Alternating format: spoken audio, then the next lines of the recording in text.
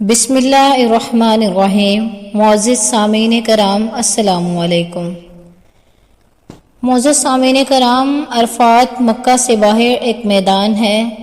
یہ بہت برکت والی اور پاک جگہ ہے۔ اللہ تعالیٰ نے اس جگہ کی قسم کھائی ہے۔ حج کرنے کے دوران یہاں وقوف کرنا ضروری ہے۔ عرفات کے میدان میں نہ جائیں تو حج قبول نہیں ہوتا۔ جبل رحمت، جو کہ عام طور پر جبل عرفات کے نام سے معروف ہے، مکہ مکرمہ کے مشرق میں واقع گرینائٹ کی ایک چھوٹی سی پہاڑی ہے۔ اس پہاڑی پر نبی کریم صلی اللہ علیہ وآلہ وسلم نے خطبہ حجۃ الوداع دیا تھا۔ اس کی تاریخی حیثیت یہ ہے کہ حضرت آدم علیہ السلام اور حوا علیہ السلام جنت سے زمین پر بھیجے جانے کے 200 سال بعد اسی مقام پر دوبارہ ملے تھے۔ اس پہاڑ کے ارد گرد کے میدان کو میدان عرفات کہا جاتا ہے۔ مقام عرفہ یا عرفات مکہ مکرمہ کے جنوب و مشرق میں جبل رحمت کے دامن میں واقع ہے، جہاں وقوف کرنا حج کا بنیادی رکن ہے۔ یہ میدان مکہ سے 16 کلومیٹر کے فاصلے پر ہے۔ میدان عرفات سال کے 354 دن غیر آباد رہتا ہے۔ صرف ایک دن 8 سے 10 گھنٹوں کے لیے 9 ذی الحج ایک عظیم الشان شہر بن جاتا ہے، جو 9 ذی الحج کی صبح آباد ہوتا ہے اور غروب آفتاب کے ساتھ ہی اس کی تمام آبادی رخصت ہو جاتی ہے، اور حجاج ایک رات کے لیے مزدلفہ میں قیام کرتے ہیں۔ دور جاہلیت میں قریش نے حرم سے متعلق دیگر بدعت کے علاوہ مناسک حج سے وقوف عرفات بھی خارج کر دیا تھا۔ اسلام سے پہلے دیگر لوگ تو عرفات چاہتے، لیکن قریش ملتلفہ سے آگے نہ بڑھتے اور کہتے ہم اہل حرم ہیں، اس لیے حرم کی حدود سے باہر نہیں نکلیں گے۔ لیکن آپ صلی اللہ علیہ وآلہ وسلم حجۃ الوداع کے موقع پر ارشاد خداوندی کے تحت لیکن حضور پاک صلی اللہ علیہ وآلہ وسلم حجۃ الوداع کے موقع پر ارشاد خداوندی کے تحت عام لوگوں کے ساتھ خود بھی عرفات تک گئے۔ جبل رحمت بھی یہیں پر ہے۔ یہ وہ مقام ہے جہاں سے اولیاء کرام پیغمبر علیہ السلام تشریف لائے اور اللہ کے حضور سر جھکایا تھا۔ آج یہی کوشش کرتے ہیں کہ اس کے قریب ڈیرے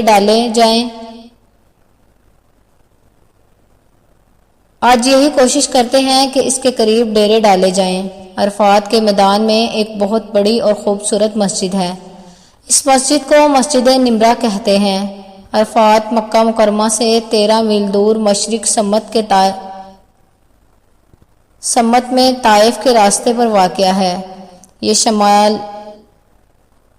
شمالی جانب عرفات ایک پہاڑی سلسلہ سے ملا ہوا ہے۔ یہ میدان حدود حرم سے اب باہر واقع ہے۔ مشرق تا مغرب میں یہ چوڑائی میں 4 میل اور لمبائی میں 7 سے 8 میل قریب ہے۔ مکہ سے آنے والے حاجی عازمین سے نکل کر ان کے ستونوں کے پاس سے گزرتے ہیں، جو حرم کی حد بندی کرتے ہیں۔ ان ستونوں کے مشرق کی جانب عرفہ نامی نشیب ہیں، جس کے دور کے کونے پر مسجد نمرہ ہے۔ حجاج کے وقوف کرنے کی جگہ یا مقام اس مسجد سے مشرق اور جبل رحمت سے مغرب کی جانب دور تک چلا گیا ہے۔ میدان عرفات میں آدم علیہ السلام اور حوا علیہ السلام دونوں نے جنت میں اپنی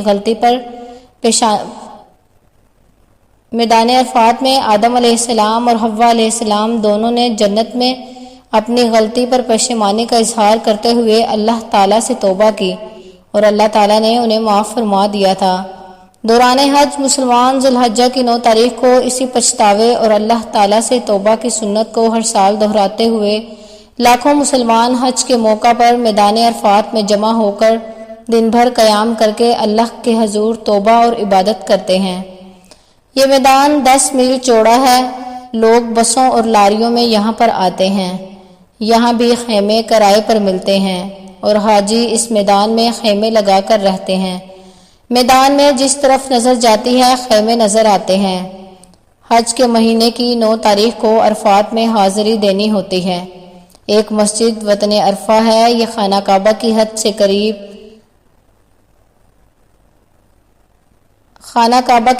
قریب ہے۔ میدان عرفات میں اب ہسپتال، پولیس چوکیاں، ہوٹل اور پھل وغیرہ کی دکانیں ہیں۔ نہر زبیدہ بھی یہیں پر ہے۔ اب یہ نہر اوپر سے ڈھانپ دی گئی ہے۔ پہلے اس میدان میں دور دور تک پانی اور کھانے پینے کی چیزیں نہیں ملتی تھی، لیکن اب انسانی ضرورت اور سہولت کی ہر چیز مل جاتی ہے۔ عرفات کے نام کی 3 توجیہات کی جاتی ہیں۔ اس کے 3 قریب ترین معنی پہچان کے ہیں اور 3 ہی مختلف روایات ملتی ہیں۔ پہلے جب آدم علیہ السلام اور حضرت حوا علیہ السلام جنت سے زمین پر اتارے گئے تو وہ ایک دوسرے سے بچھڑ گئے تھے۔ آدم علیہ السلام کے بارے میں کہا جاتا ہے کہ وہ سری لنکا کی ایک پہاڑی سرندیپ پر اترے، جہاں ان کے قدموں کے نشانوں کی روایات بھی ملتی ہیں، اور اماں حوا علیہ السلام جدہ کے مقام پر اتاری گئی تھی، جہاں ان کا مزار ہے۔ آدم علیہ السلام روئے زمین پر خود کو تنہا محسوس کر رہے تھے، اس لیے وہ حوا کو تلاش کرنے نکل پڑے، اور اسی عرفات کے میدان میں ان دونوں کی ملاقات ہو گئی۔ یہاں دونوں نے ایک دوسرے کو پہچان لیا تھا۔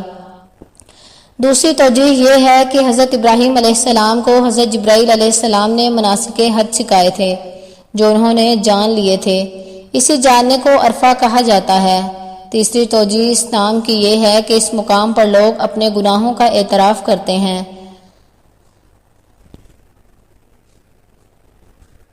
اس مقام پر لوگ اپنے گناہوں کا اعتراف کرتے ہوئے توبہ اور استغفار کرتے ہیں، اور روز محشر یہیں پر برپا ہوگا، اور دنیا کے تمام لوگ اللہ کو پہچان لیں گے۔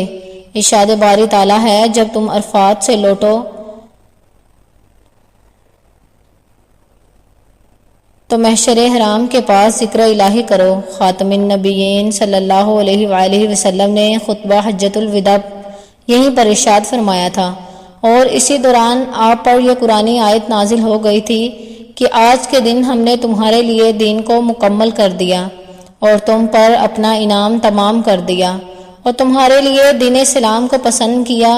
یہاں مسلمانوں کو 3 خوشخبریاں سنائی گئی: تکمیل دین، تکمیل قرآن اور اللہ تعالیٰ کا دین اسلام کو پسند کرنا۔ ان خوشخبریوں سے پہلے ہی مسلمان درجہ ذیل وجوہات کی بنا پر سرشار تھے۔ صحابہ کا حضور کے ساتھ حج کرنا، جمعہ کے دن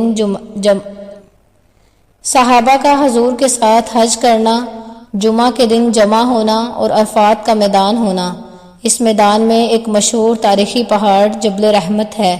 یہاں سرکار دو عالم صلی اللہ علیہ وآلہ وسلم نے وہ تاریخی خطبہ ارشاد فرمایا تھا، جسے سن کر صحابہ کرام کو اندازہ ہو رہا تھا کہ شاید یہ آپ کا آخری خطبہ ہو۔ آپ بار بار ارشاد فرما رہے تھے، مجھ سے مناسک حج سیکھ لو، شاید اس حج کے بعد میں کوئی اور حج نہ کر سکوں۔ حدیث مبارکہ میں آیا ہے کہ حضور صلی اللہ علیہ وآلہ وسلم نے عرفہ کی شام کو میدان عرفات میں امت کی مغفرت کی دعا مانگی اور بڑی گریہ زاری کی، جس کے جواب میں رحمت الہی جوش میں آئی اور ارشاد ہوا، میں نے تمہاری دعا قبول کر لی ہے اور جو گناہ میرے بندوں نے کیے وہ معاف کر دیے،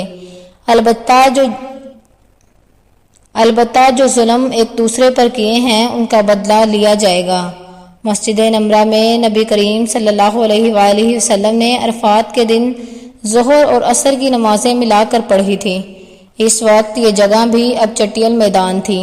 عرفات کا دن اور عرفات کا میدان وہ بابرکت زمانوں اور مکان ہے جہاں اللہ تعالیٰ کی جانب سے ہمارے پیارے نبی صلی اللہ علیہ وآلہ وسلم پر خوشخبری نازل ہوئی تھی کہ اسلام کا دن مکمل اور امت پر شریعت کی تکمیل کا عظیم نعمت پورا ہوا۔ رسول کریم صلی اللہ علیہ وآلہ وسلم نے اپنے اس تاریخی خطبے میں مسلمانوں کو صرف اتحاد کے لیے نہیں بلکہ اتحاد و اتفاق قائم کرنے، اتحاد و اتفاق کے معنی اور اختلافات کا سبب مثلاً خون بہانا، مال غصب کرنا، جاہلیت کے آداب کو اپنانا، سود کھانا، نسب پر فخر کرنا، عورتوں پر مظالم اور ان کے حقوق کو پامال کرنا وغیرہ کے بارے میں پرلطیف وصیت کی تھی۔ یہی وہ میدان ہے جہاں پر قیامت کے دن حشر کا میدان برپا ہوگا۔